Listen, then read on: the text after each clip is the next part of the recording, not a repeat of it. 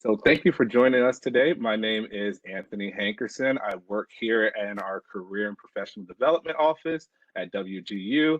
I'm on the Employee Relations team. If you haven't had a chance to engage with our Employee Relations team, we are here to connect employers with our students and alumni and vice versa.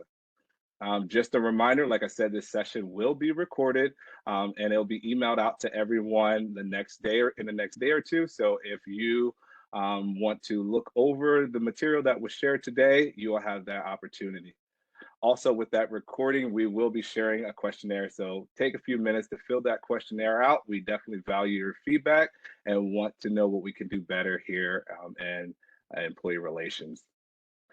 So the chat will be open. If you do have any questions, you can drop your question in the chat. We will have a Q&A session at the end. So if you want to come off mute, you can wait until the end of the session and you can ask your question regarding the presentation.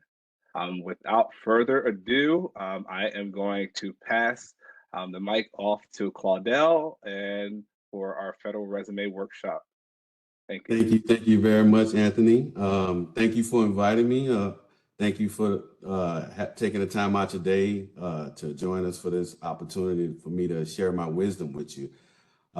Thank you to WAGU University for allowing me, WGU for allowing me to participate and to share, like I said, my wisdom. My name is Claudel Daines. A little bit about my background.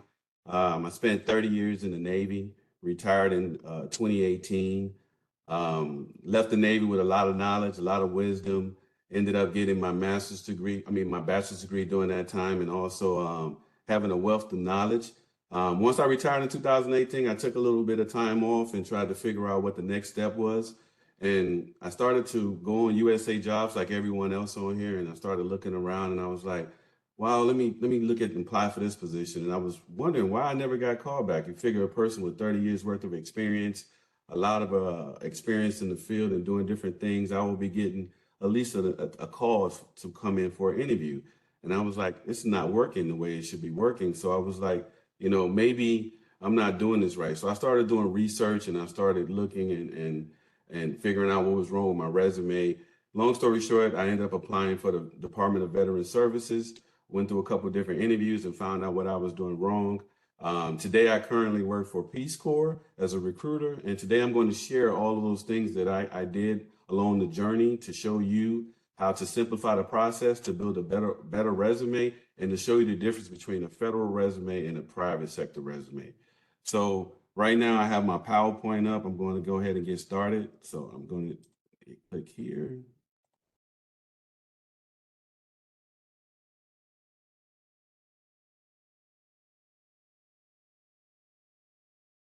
All right, so a lot of people don't know there are two different types of resumes. There is a federal resume and a private sector resume. Your federal resume differs from your private sector resume because your federal resume is your application included with your resume. Your private sector resume is just for you to get an interview. So your federal resume, it consists of multiple pages. It's detailed description of your work experience and your qualifications. It's used to determine if you meet the basic requirements for the position. Not to go over pay, anything like that, but that's what a federal resume is supposed to represent. A private sector resume, which we all are familiar with and think that's the resume we should be submitting on USA Jobs, is just a resume for you to get the interview. It generally is limited to 1 or 2 pages. It's a brief summary of your work history and is used as a marketing tool, like I said, to get your interview.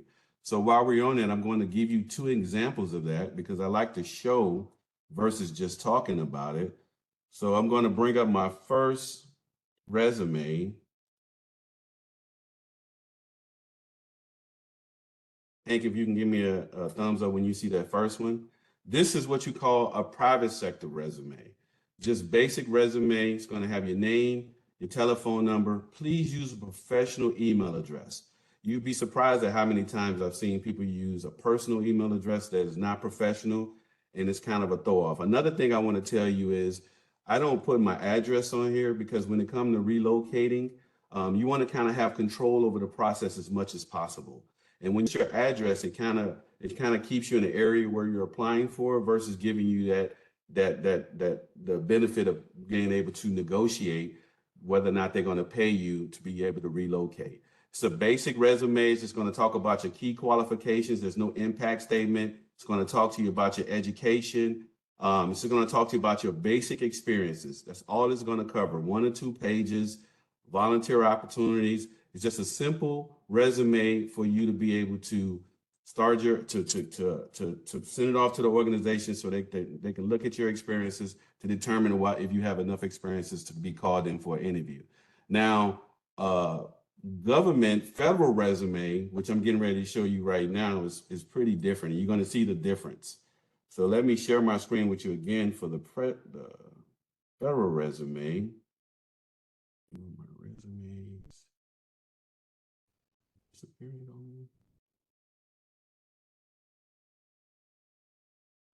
Second. Stop sharing, make sure that's opening. Close this one out.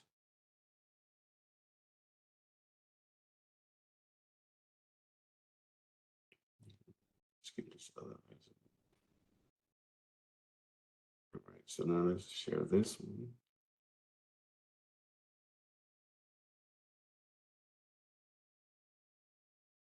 All right, let's share that one.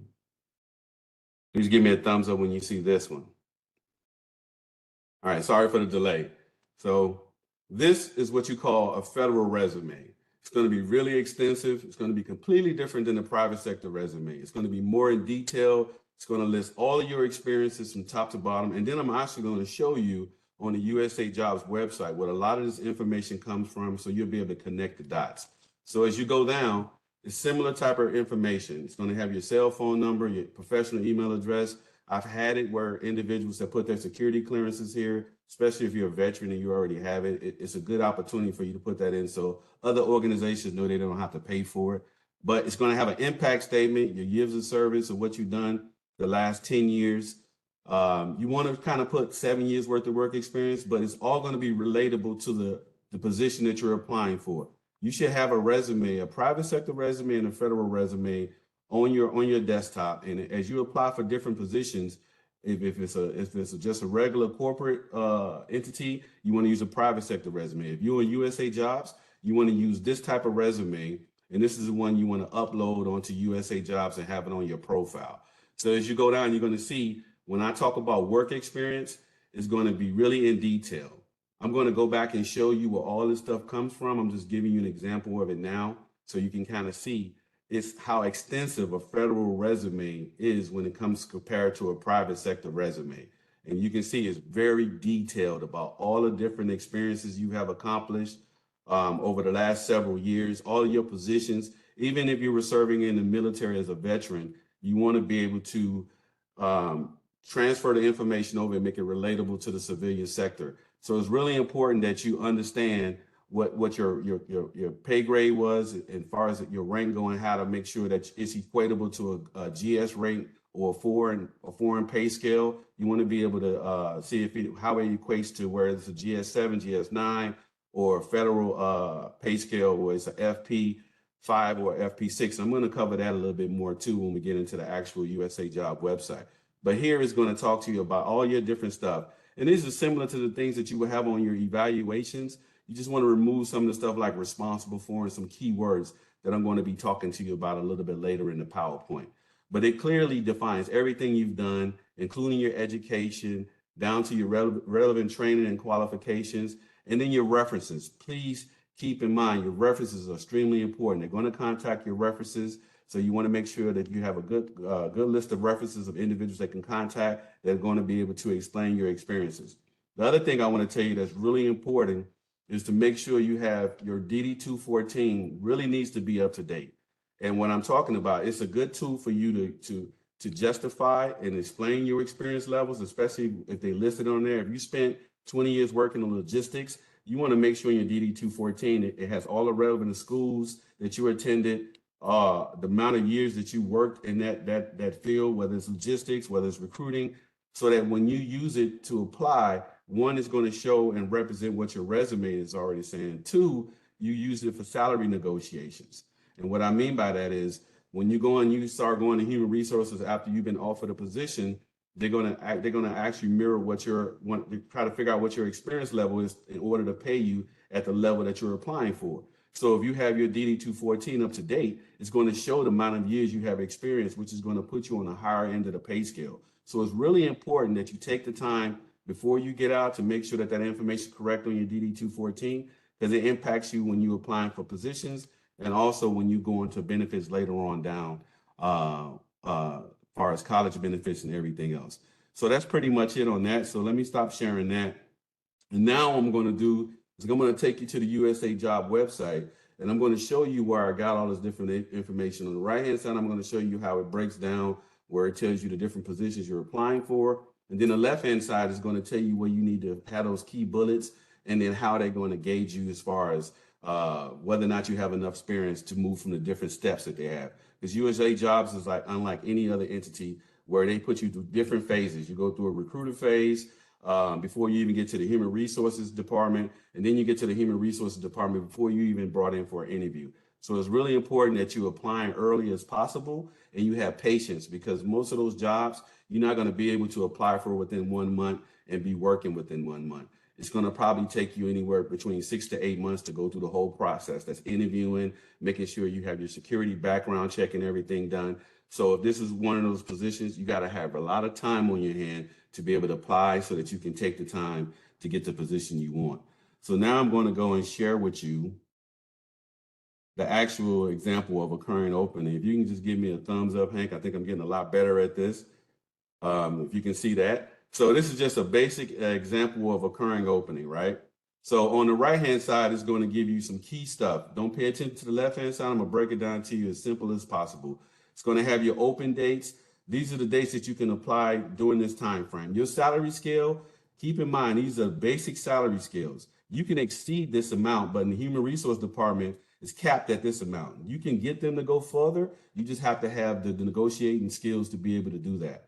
This position is what they call a foreign pay scale. It's a government job for the Peace Corps, but you also have what you call GS pay scale, which is completely different. GS pay scale go from 1 on up, and the foreign pay scale starts the backwards way and go all the way to 1. So it's the complete reversal of a GS pay scale. So you want to know what pay scale you're applying for. Plus, you want to know how you're going to be able to negotiate to the highest pay scale, which is a 4 in this situation. And I'm going to talk to you about being able to do that too. This is not a remote job. There are plenty of opportunities out there for you to do remote, but you want to make sure it clearly states, if you're applying for a remote position, that it says yes, and not just looking at the telework. Because sometimes you could be teleworking and be working telework 2 days out of the week and only have to be in office 3 days of the week. You want to be able to see that before you apply. Some organizations are going to start you off at term. Like Peace Corps, they only hire you for 5-year intervals. Most organizations, they'll do the standard, and you can go in and do like any military service where you can serve as needed as long as possible. But for certain government positions, they're only going to hire you for intervals to keep everybody coming in trained and everybody coming in new, and that way they continue to develop new individuals coming in. So you want to pay attention to what the intervals were as far as the appointment type, so you know how many years you're investing your time in. If you're looking for something long-term, you don't want to go in and just start applying for low positions for 5 years, and then you figure out that, in 5 years, you got to start another position.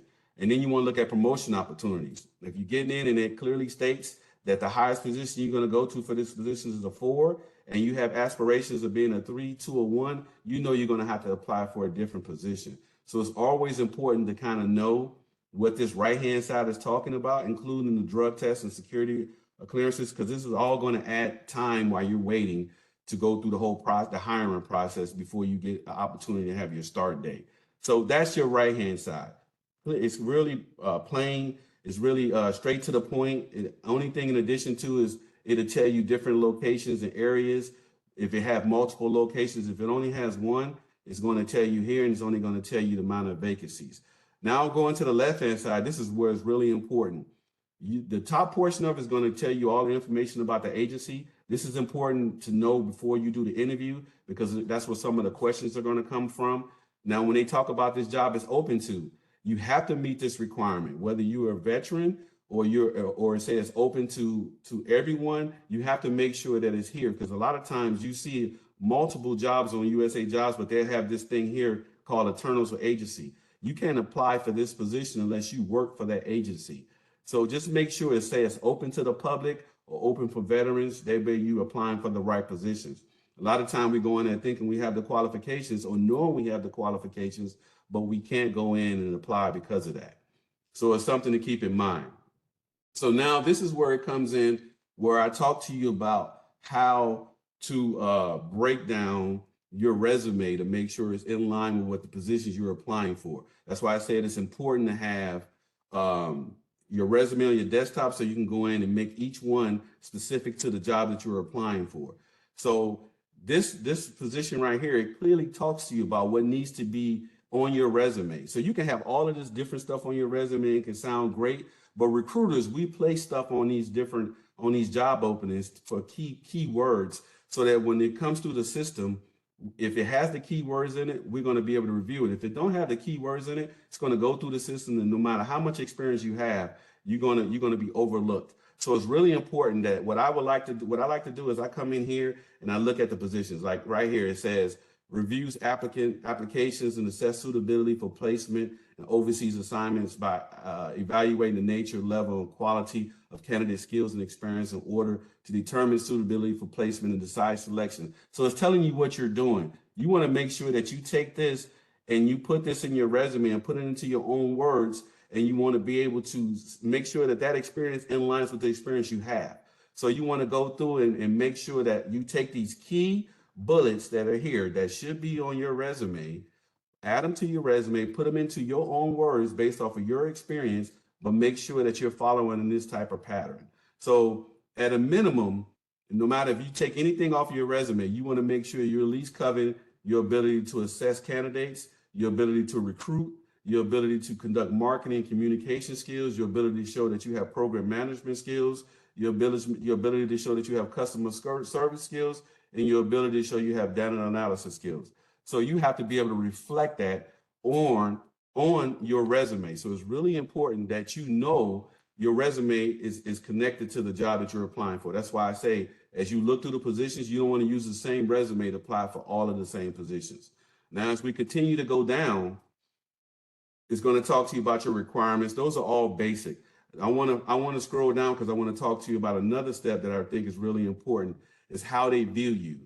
When they go down and how they're going to evaluate you. This is really important because you go through 3 different steps when you're applying on USA Jobs, right? Your first step is you're going to go in and register, sign up, and you're going to upload your resume. While you're doing this, this is the first step. They're going to review your resume and your documents to determine if you're eligible. At a minimum, you got to have the minimum requirements and the minimum qualifications. So you want to put that on here, and you want to make sure that's the first step. Your next step, when you get through this first step, after you apply and you do the assessment, which I'm going to cover in a little bit too and show you that even more detail, they're going to go through your rating and they're going to see if you're found to meet the basic requirements. Now they're going to assess the assessment that you have to complete and see if the job level that you're applying for, whether that's a GS-9 or a GS-13, relates to the information you put in the system, whether or not your resume and your assessment questions match up with it. So your first step is just going to be your resume and all of your documents that you're loading in. Your next step is going to be where they go through and make sure that your assessment and the documents you loaded in are meet the requirements for the position, and see how you rank when it comes to other people applying for the position. Now, those first 2 steps you normally get through. If you just make mistakes or whatever, you can still get through those first 2 steps. But getting past this second step is really, really difficult, because if you don't have everything in your resume is not in line with your experiences, your cover letter and all that stuff is not in line with your experiences and saying that, then you're not going to be able to make it to that third step where they're going to go through. If you're found to be the most highly qualified applicants, then at that point, the recruiters that they hire to go through this process, they only pick the best and the most qualified individuals. You won't receive an email until you get to this phase. So you can go through and say, hey, I'm the most amazing candidate in the world. You go through and you put everything in here in the first step. You may make it to the second step based off of your basic requirements.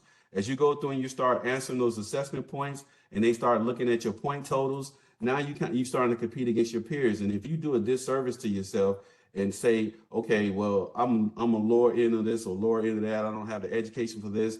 Now you're putting yourself in a position where you're not competitively competing against these other individuals. So now, once they've stacked both of those two situations, now they determine who's the most highly qualified individuals. Once they get to this phase, and only when they get to this phase, that's when they refer you to the human resource department at the place you're applying for. Even though it states all the information on the bottom to where you can contact these individuals, they're not going to reply to you. So you have to make sure that you meet the following competencies when you're applying. It's reflective in your resume, and also that you do the assessment and you do the best job you can when it comes to doing the assessment. So what I'm gonna do now is take you to the assessment and give you an example. Hank, are you able to see this new assessment that I just put up? Give me a thumbs up. All right, so now this is an example of an assessment. It's really detailed. If you have previous government employment, you want to make sure your SF-50, which is basically your evaluation that you would have if you was in the military service. You're not submitting that. You won't only have an SF-50 if you're a prior government employee. If you're not a prior government employee, you won't have an SF-50. You're only going to have that if you worked at another government entity and they give you one of these documents. Only thing you're going to have other than this is your DD-214. So as you're going through, I want to scroll down because this is where it gets important. This is where I've seen a lot of individuals not do a very good job. Remember, I told you in that second part, you're going to do an assessment. After you've uploaded your resume and your cover letter and all your required documents, the second phase of that is going to be your assessment, and it's going to be relatable to the job that you're applying for. And they're going to ask you to gauge your level of experience so they can determine what pay grade you're going to be able to be accessible to. So here, if you go in here and you're selecting A for everything, you're not going to be qualified. Well, here you're going to be qualified. I'm completely mistaken. It's down further, you're not going to be qualified. You want to make sure that you have the prerequisite requirements to meet this job you're applying for. So 9 out of 10 times it's going to be A, that you have this information, or B, if you have something higher.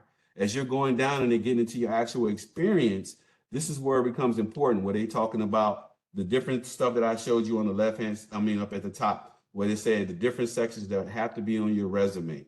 You have to have that on here. When you're going down, it's going to ask you, do you consider yourself an expert? Do you consider yourself as an average person? Or do you have no education to support any of this training? You know, as a veteran, we've been adapting to a lot of different environments, and we're very humble. So we always just say, okay, we're this level. But what you got to understand is really important that you see that you want to go and you want to make sure you give yourself credit for all this information. So if you consider yourself trained in the positions you're applying for, then don't hesitate to select E, which is you're an expert for this situation. And as you go down and you complete these different sections, like I told you, if your resume and your cover letter and the documents you uploaded, that gets you past phase 1. Phase 2 is this part right here. If you don't maximize your points, you're not even going to be referred to the organization you're being hired for. So it's really important that you maximize your points here so that now you get past section 1 and phase 1 and phase 2, and you move on to phase 3, which is hopefully an interview, which is the goal that we're trying to set here. So now I'm going to go back to the PowerPoint and get back to showing you where we were as far as the training goes. Where's my PowerPoint?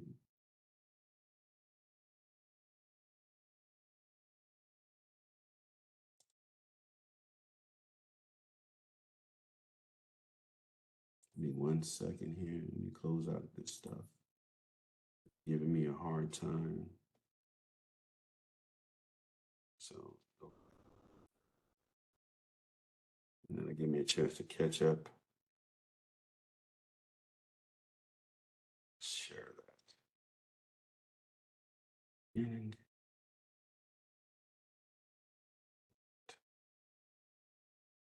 just make sure that you guys can see.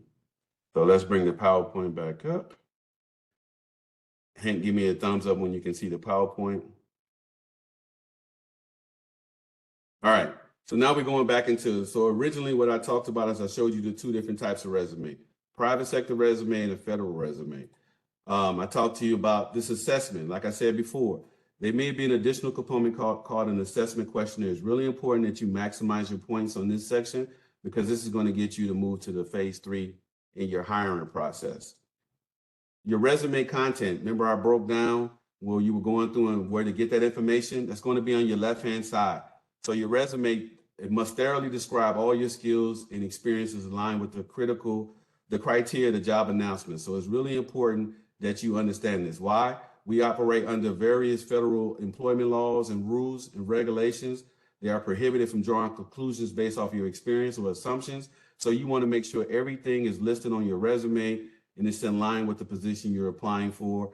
And then also the assessment questions meet the resume that you've uploaded. So do not include on your resume. On your resume and your cover letter, you should not include any of the following: a photograph or a video of yourself. I know we all like to show how handsome or beautiful we are, but you don't want to put that on there. You want to just make sure you have your basic resume, any sensitive information as far as your age, your date of birth, your marital status, your health information because of HIPAA, religious affiliations, your social security number, anything like that is automatically going to put you in a different category, and it's not going to put you in a category where you're competing.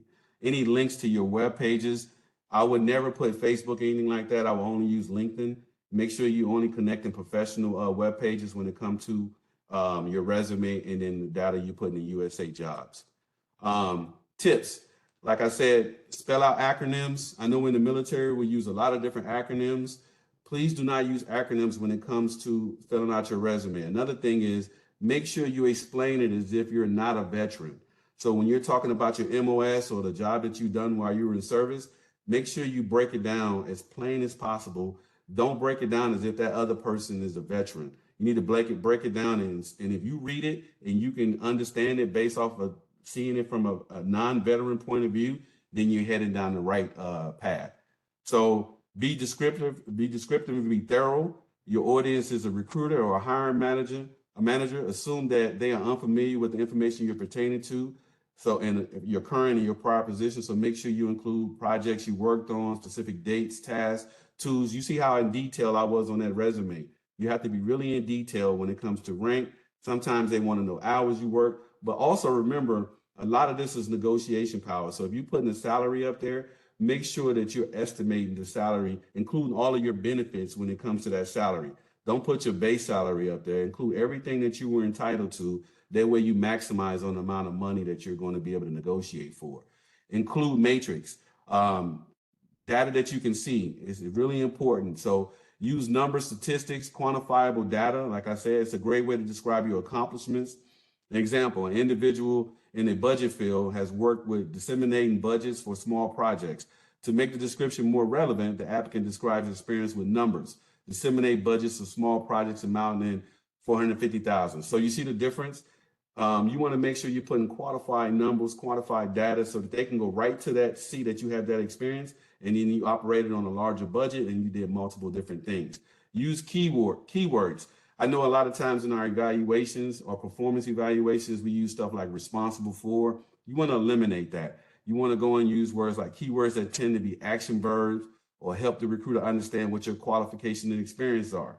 So they act as your description, expressing how you perform a function or result. Example of that is when a recruiter reads the keyword analyst, he or she might assume you are experienced in collecting data or evaluating effectiveness. If the job announcement uses the keyword such as develops, use it on your resume. And that goes back to what I told you. It's not like I'm giving you the cheat code. I'm telling you here that you want to make sure that you're reflecting that information that's on that current opening on your resume. Those are key action words that recruiters look for to actually lead them to whether or not you have the relevant experience for the position you're applying for. And then the last thing I told you, our core values. Just make sure you be honest. Don't put yourself in a lower standard. Always place yourself at a higher standard. Let somebody else knock you down. You want to make sure that you are the most professional person you've ever represented, and it's represented that on the documents that you're submitting. So never underestimate your power of being able to get in and make adjustments. So be honest with your situation, but not modest. So next, The formats, I already told you, you kind of seen how I listed. Use reverse chronological order to list your experiences. Start with the most relevant and then work backwards. So right now we're in 2024. You want to work backwards from 2024 and probably go back to 2014, or based off of you trying to add enough experience for you to be qualified for the position that you're applying for. Tailor your resume to include information relevant to the specific position. Like I said, you should have standard templates of resumes on your computer, a private sector resume and a federal resume. Your federal resume, as you're going through the different positions, you want to be able to go in there and cut and paste those key indicators that I explained to you about as far as what descriptions that need to be in your resume. Put them into your own words based off of your experience so that it catches it on the through the hiring process. Be concise, keep paragraphs short. I know they say that, but you can see what they're talking about is make sure that you're explaining your experience.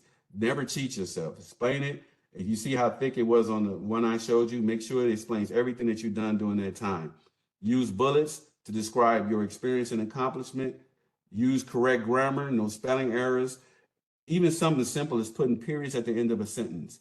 I've had professors and everyone else tell me, hey, don't put a period there. But we've been taught since we've been children. If you write a sentence, at the end of the sentence, put a period at it. You want to make sure that that everything's uniform, is reads professionally, it's all lined up professionally. And then you want to make sure you print out a copy of it when you go to your interview. If you're not on Zoom and you're going to do a face-to-face interview, you want to make sure you have it on a proper resume document. And you want to make sure you run all this stuff through different platforms to make sure your sentence structure is great and that your punctuality is great and that you don't have run-on sentences and you're not writing your resume as you're explaining the story. You're actually writing it so that the person that's reading it can see the experiences and relate to what you're saying.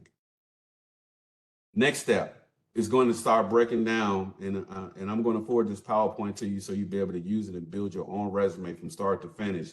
It's going to break down everything I showed you before. Like I said before, I don't put addresses on there because I like to use it as a negotiation opportunity to be, especially if I want to be paid to relocate. So I want to be able to have my address. I don't have my address on there, but it breaks down each one of the different fields. Like I said, no fluff or buzzwords like results driven, detail oriented, things outside the box. I mean, they all sound impressive, but trust recruiters, we hear all of that stuff.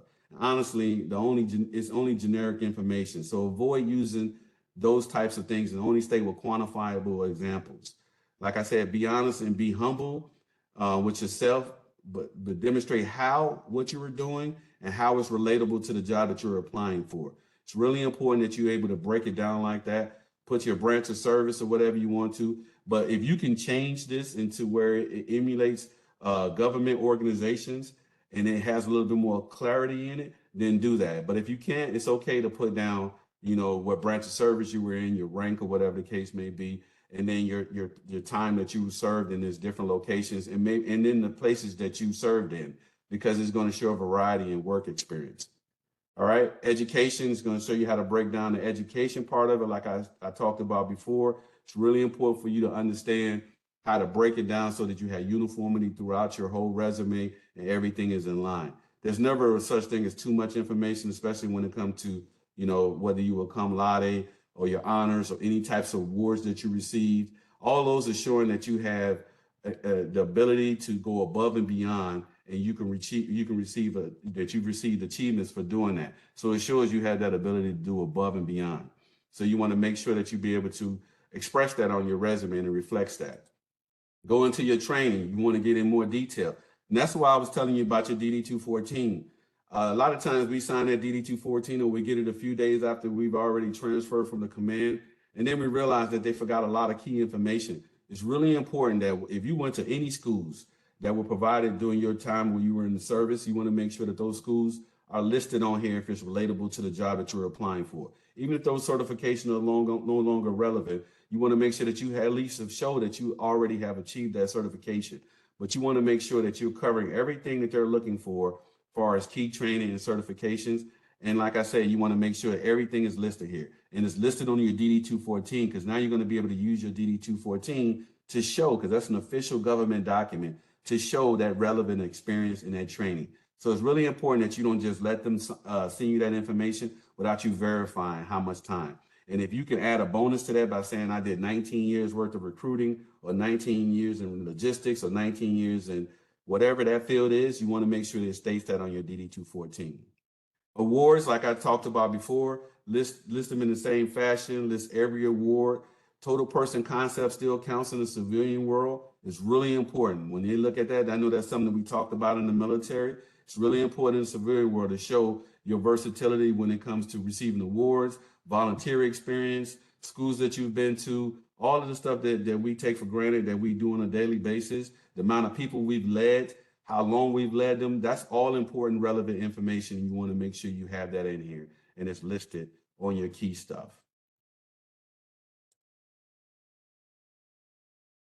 Now I have a short video I'm going to play for you, and it's going to kind of bring everything full circle. Current federal employee or new to the federal government, I can help you write your resume to better communicate your education, skills, and experience. There are a few things you need to know about the federal hiring process. First, the federal government does not require a standard job application. Your resume is your application. Second, hiring agencies state the qualification requirements in the job opportunity announcement, or JOA. You must meet the requirements in the JOA to be considered for the job. These qualifications include such things as education, training, level of experience, and amount of experience. Once you have applied, the hiring agency uses the information in your resume to verify if you have the required qualifications stated in the JOA. Once they've determined who is qualified, they will use another assessment to determine who the best qualified applicants are. Some agencies may use the information in your resume for that second step. Federal jobs often require that you have done a particular type of work for a certain period of time. So be sure to include the month and year that you began and ended each job. Also, include the number of hours you worked per week. Be sure to provide information on the level of experience that demonstrates you meet the qualifications. Include examples of your accomplishments that prove your ability to perform the task at a certain level. For instance, whether you served as a project manager or a team member helps to illustrate your level of experience. Make it easy to understand exactly what you did. If you don't provide the information required for the hiring agency to make a qualifications determination, you might not be considered for the job. You should also pay attention to how you format your resume. A reverse chronological resume in which you provide your most recent work first and work your way back will help agencies evaluate your experience. It's best to begin with your resume and customize it from there. You may want to tailor your resume rather than sending out the same resume for every job. This helps you match your competencies, knowledge, skills, abilities, and experience to each job's requirements. Be sure to review the JOA, especially the duties and qualifications required section. Make sure you have the required experience and/or education before you apply. You'll have to clearly describe how your skills and experiences match the qualifications in the JOA. Emphasize your strength. You should include everything you've done that relates to the job you're seeking. Leave out experience that isn't relevant. Where it makes sense, represent your achievements and accomplishments with numbers, percentages, or dollars. For example, improved efficiency of document processing by 25% over the previous year. Not sure where you can find this information? Things like your performance reviews, previous job descriptions, awards, and letters of recommendation may remind you of your accomplishments. Don't limit yourself to only including paid work experience. For example, volunteer work and roles in community organizations may have provided valuable experiences that demonstrate your ability to do the job. For more detailed guidance on what to include on your federal resume, you can refer to the Resume Builder in USA Jobs. Start by building your profile on USA Jobs. Then, decide whether to upload your resume, build one using USA Jobs Resume Builder, or both. USA Jobs lets you upload or build multiple resumes, so you have the opportunity to tailor each one to the different types of jobs you may be interested in. Hiring agencies are more interested in the content of your resume than the length of it. You do not have to limit your resume to 1 or 2 pages. Key points to take away from this training are: tailor your resume to show you meet the requirements of the job. List your most recent experience first. Include your experience and/or education related to the qualifications requirement. Use plain language and avoid using acronyms so your resume is easily understood. Check your resume for spelling and grammar errors. Have someone with a good eye for detail review it before you apply. That's about it. Writing an effective resume shows the hiring agency you are the person they need. Good luck, and thank you for watching. All right, so it was the video connected and showed you everything that I talked about earlier. Hopefully I wasn't moving too fast and I went through everything too fast to where you won't be able to go back and relate to the section I was talking about. And a final note, it's very important to understand the difference between a private sector resume, like I said, is 1 or 2 pages long, and a federal format resume for government position, which is extensive, can be multiple pages. Like I said, the private sector resume is only 1 or 2 pages. You want to have both, but you want to make sure that you're making sure you're updating your federal resume based off of the position that you're applying for. Secondly, like I said, is used for you to determine your salary. So there's 2 things that I talked about before: your resume and your DD-214. You want to use your DD-214. It's a great opportunity for you to negotiate.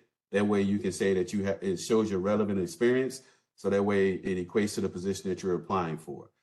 Each bullet on your federal resume needs to describe what you did as far as duties and responsibilities and skills, how you did it. This is the most important, how you did it, the outcomes as far as products of your the products or your duties or quantifiable achievements, the money saved, the number of people that you managed, trained is really important. We always forget to put the amount of staff that we were in control of or that we led. Schedule decrease as far as the amount of time, the amount of work that you work, hours of work during the week. I know it's times we didn't have set working hours. We would come in at 7 in the morning and sometimes we were there to 19, 2000. So you want to be able to reflect that because you were working those types of hours. Risk mitigated, any value to assets and programs. In short, describe everything that you've done in your career, especially in the military, and never summarize.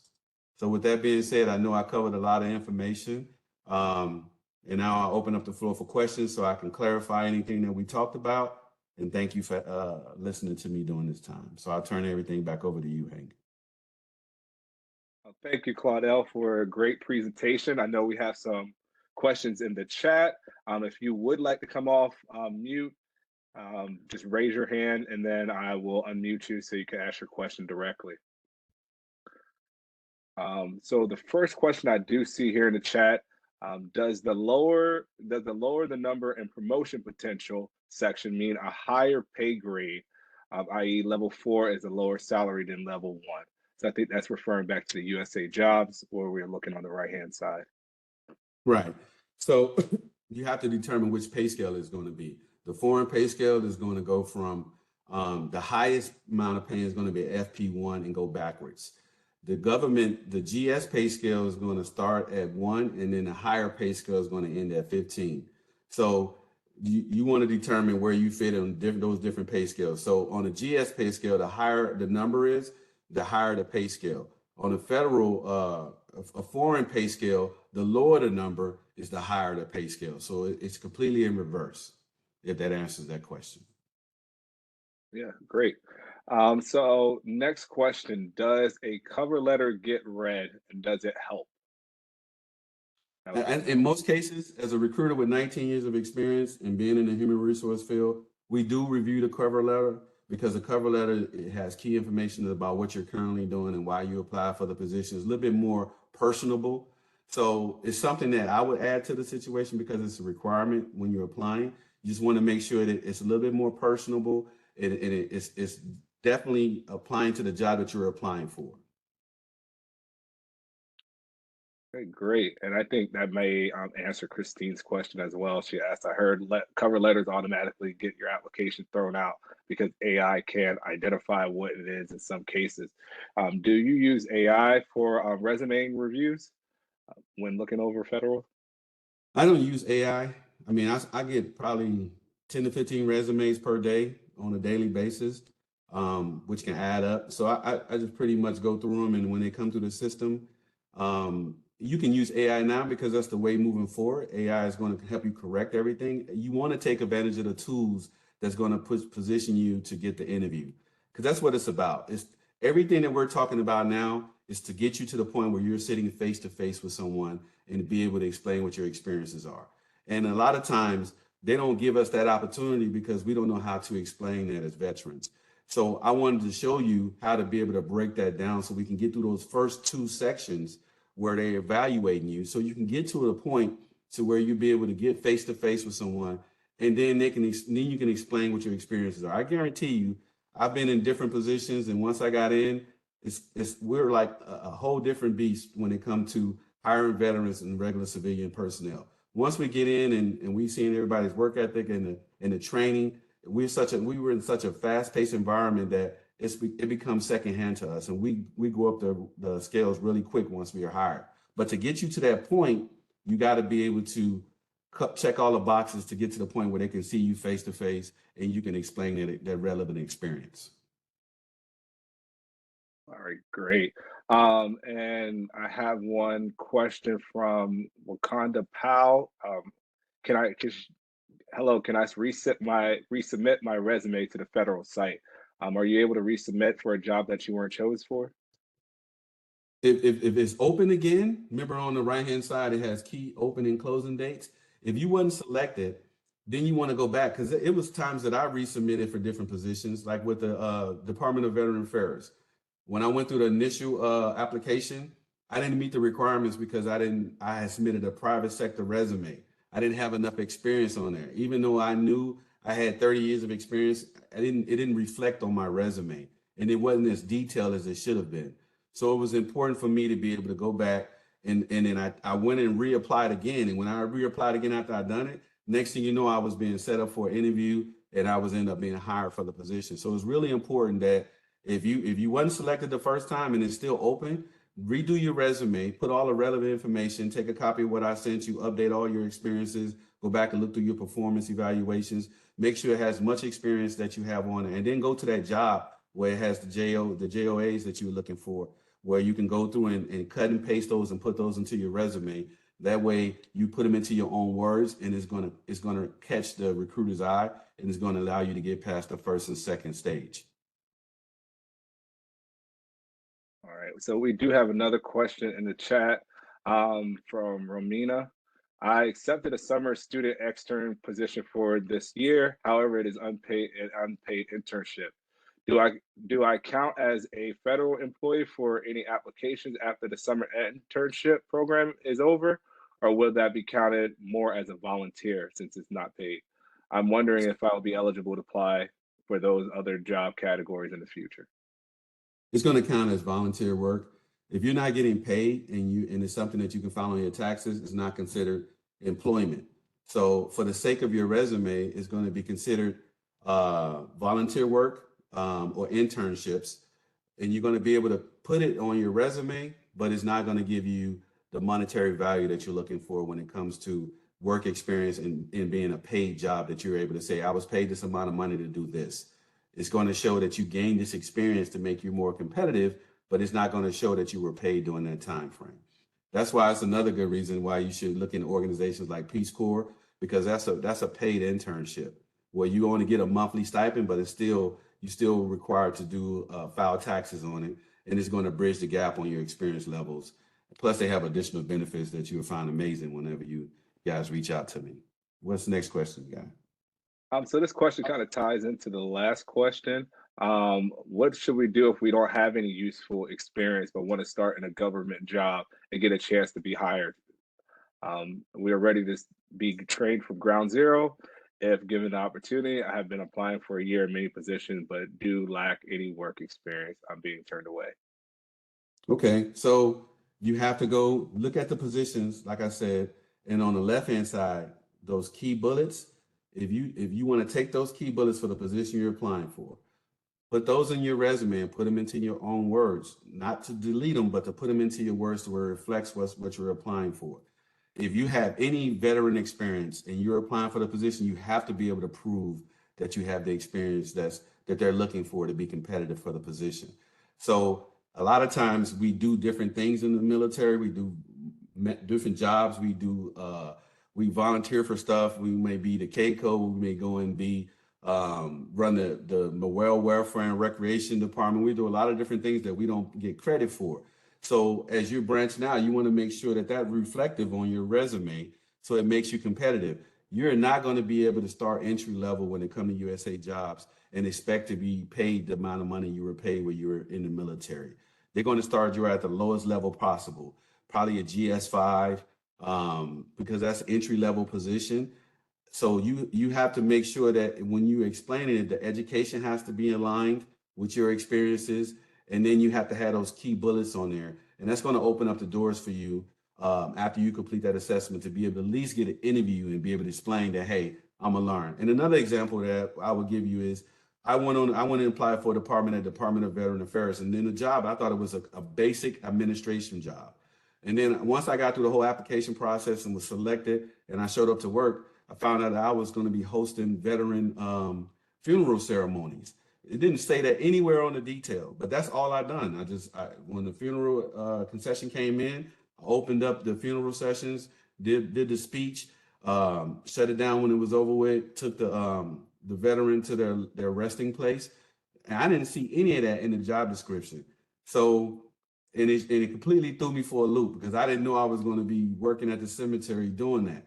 And that shows you that they just putting basic information on the current opening. So you have to do your research on the organization that you're applying for. And you want to make sure that even if you have minimum experience, I can guarantee you, if you're a veteran, you have enough experience to qualify for those basic level positions.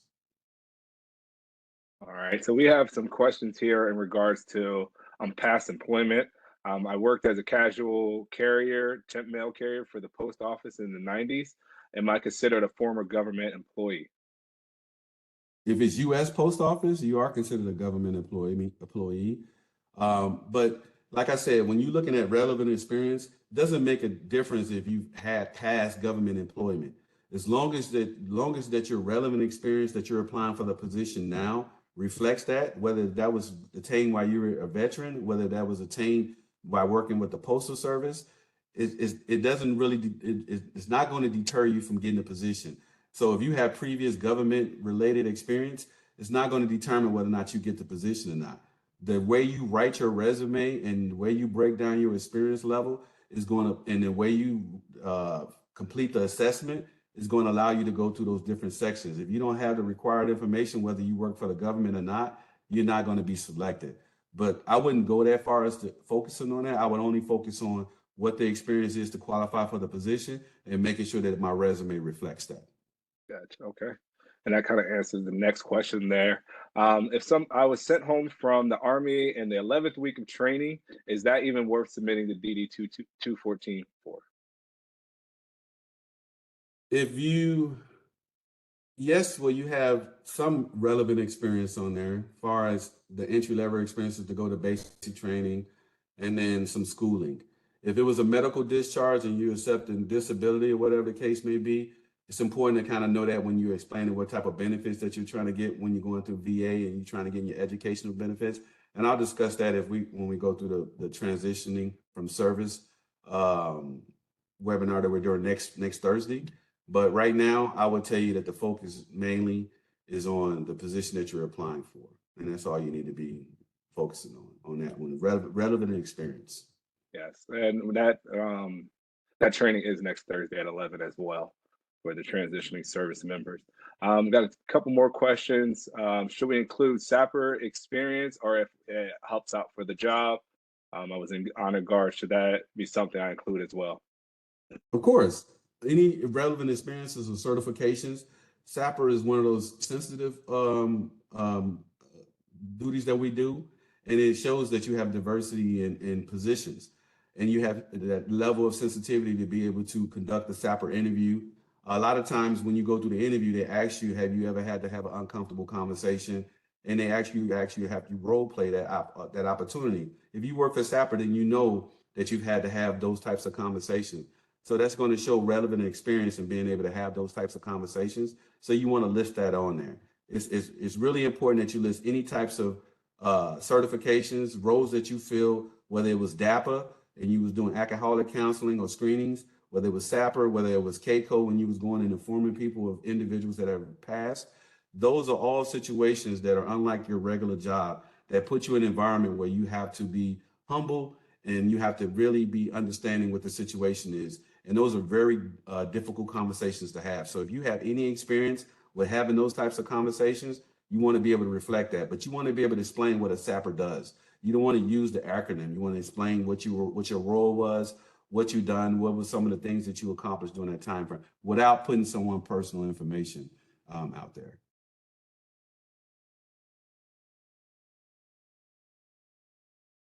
You're on mute.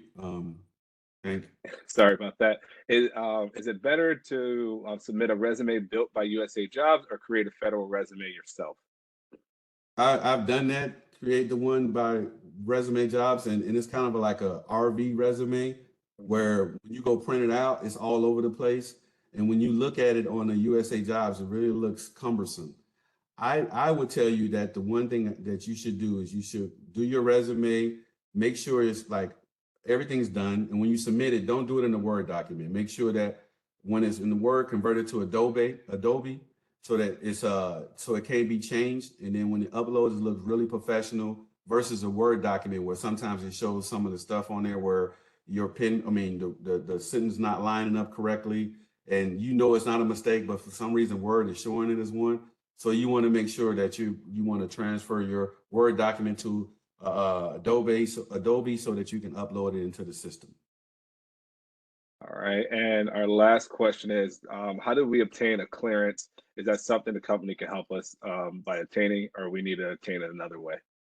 So if you look at the website, if it says required clearance, if it's not a requirement and if it's something that goes with the job, they'll do it for you. But if there's a requirement, then you had to have had it while you were in the service, or you can obtain it while you're going through the hiring process. So it's not something you have to pay for. It's something that they're either going to provide or something that you've had in addition to as far as going. If you just got out of the military, your security clearance should still be relevant. But when they do the background check, they'll be able to identify that. All right, great. So we are at time. I appreciate everyone for coming out. I will be sending this recording along with Claudell's information. So if you have direct questions, he feel free to reach out to him. I know he'll definitely help you build those federal resumes. Again, thank you everyone for joining us today, and have a great day. Thank you very much, Hank. You guys have a wonderful day, and I look forward to hearing from you guys.